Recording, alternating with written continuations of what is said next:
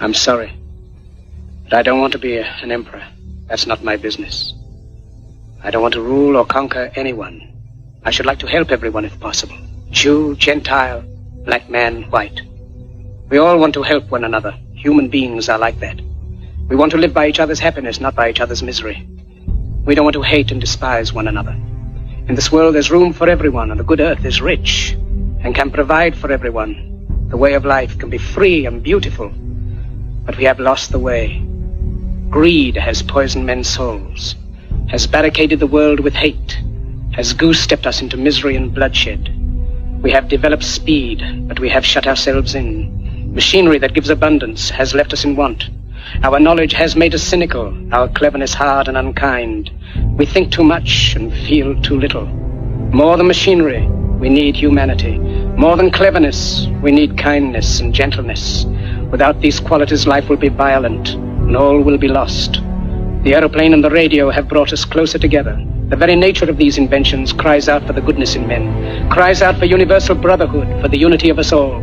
Even now, my voice is reaching millions throughout the world. Millions of despairing men, women, and children, victims of a system that makes men torture and imprison innocent people. To those who can hear me, I say, do not despair. The misery that is now upon us is but the passing of greed, the bitterness of men who fear the way of human progress. The hate of men will pass, and dictators die, and the power they took from the people will return to the people. And so long as men die, liberty will never perish. Soldiers, don't give yourselves to brutes. Men who despise you, enslave you, who regiment your lives, tell you what to do, what to think, and what to feel, who drill you, diet you, treat you like cattle, use you as cannon fodder. Don't give yourselves to these unnatural men with machine minds and machine hearts. You are not machines. You are not cattle. You are men. You have the love of humanity in your hearts. You don't hate, only the unloved hate, the unloved and the unnatural. Soldiers, don't fight for slavery, fight for liberty. In the 17th chapter of St. Luke it is written, the kingdom of God is within man, not one man nor a group of men, but in all men, in you. You, the people, have the power to create machines, the power to create happiness. You, the people, have the power to make this life free and beautiful, to make this life a wonderful adventure. Then in the name of democracy, let us use that power. Let us all unite. Let us fight for a new world, a decent world, that will give men a chance to work, that will give youth a future and old age a security. By the promise of these things, brutes have risen to power, but they lie. They do not fulfill that promise. They never will. Dictators free themselves, but they enslave the people. Now let us fight to fulfill that promise.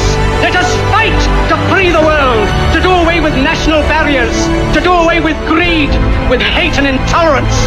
Let us fight for a world of reason, a world where science and progress will lead to all men's happiness. Soldiers, in the name of democracy, let us all unite!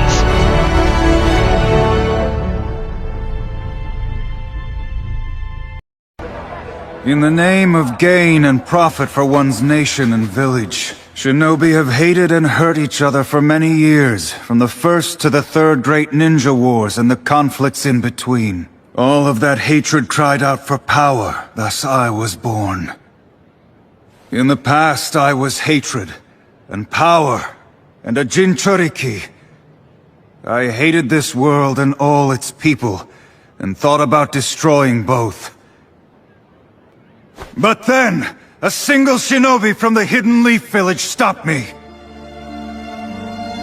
cried for me. I was his enemy, yet still he cried for me. And he called me his friend, even though we had battled. He saved me. We were on different sides, but we were both Jinchuriki.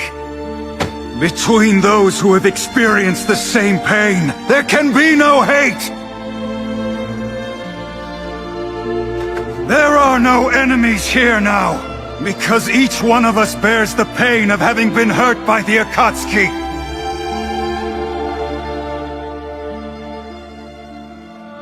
Now there is only Shinobi. The friend I spoke of who saved me is the target of our enemy. If he falls into their hands, our world's finished. I want to protect my friend. And I want to protect this entire world! I am too young and inexperienced to do that. So I ask you, all of you, please lend me your strength for this fight! You got it, Lord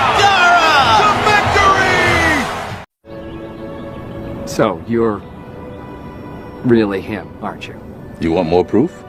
I haven't done the Pillar of Salt thing in a while. That's all right, I believe you. I don't understand why you chose me. You want to change the world, son. So do I. What? Well, why an ark? I mean, that's like flood territory. You wouldn't do that again. You wouldn't do that. Would you do that? Let's just say that whatever I do because I love you. Well, then you have to understand that this whole building an ark thing is really not part of my plans here. I need to settle into my house. I need to make a good impression at work. What? Your plans. What are you talking? We're talking about an ark, right? I mean, an ark? An ark is huge. I don't even know where I would begin. Al, I hear that a lot. People want to change the world, don't know how to begin. You want to know how to change the world, son? One act of random kindness at a time.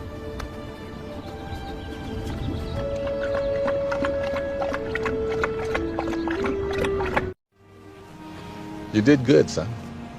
You changed the world. No, I didn't. Well, let's see. Spending time with your family, making them very happy. Gave that dog a home. Right, so? So, how do we change the world? One act of random kindness at a time. One act of random kindness. Wow. Where will you go? Styria, home to Camilla, who rules that region. And then what? What? Well, after you've had your blood, what will you do then? Take up your Dracula's cause and kill all the people in the world? I might. Have you ever heard this maxim? If you don't have your own story, you become part of someone else's. I have not. That's because I invented it. You're welcome. You saw that I have a knife, right?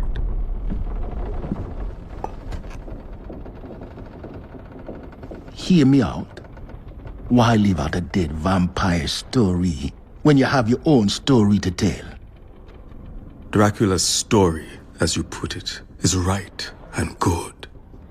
The human race is poisonous and corrupt and should be wiped off the world. And yet yesterday, a man gave you a gift and made a joke. But all you really remember is the port authority trying to run you and your beasties out of town. Do you deny our species is cruel, Captain? No. I've been cruel. It's a cruel world. Maybe we do all deserve to die, but maybe we could be better too. If you kill us all, you end human cruelty, yes, but you end human kindness too. No more jokes, no more gifts, no more surprises. Why would a man with all your fantastic knowledge not use it to teach people how to be kind?